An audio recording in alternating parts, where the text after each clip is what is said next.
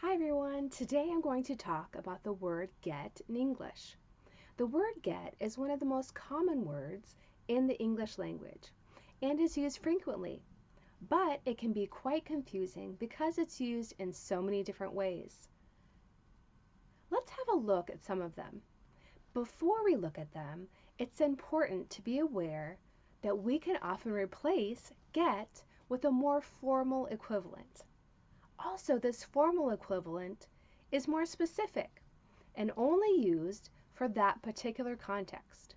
But get is more commonly used in ordinary life by native speakers, so we should try and become familiar with its many uses. Number one, get to receive. Today I got an email telling me I have passed my exam. Get here means receive.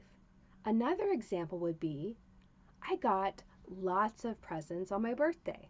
This means I received presents. Number two, to be or become.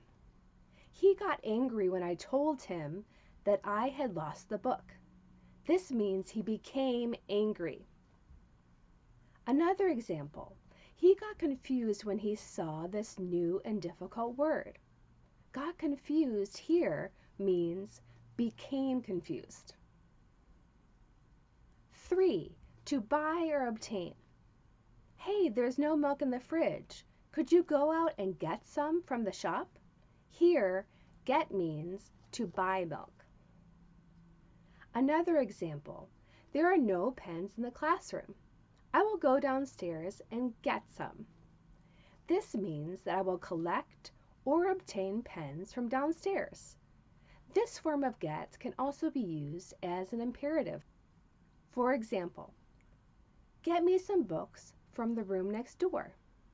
There are quite a few other uses of the word get, but these are some of the main ones. Okay, everybody, that's all for now. See you soon and have a great day.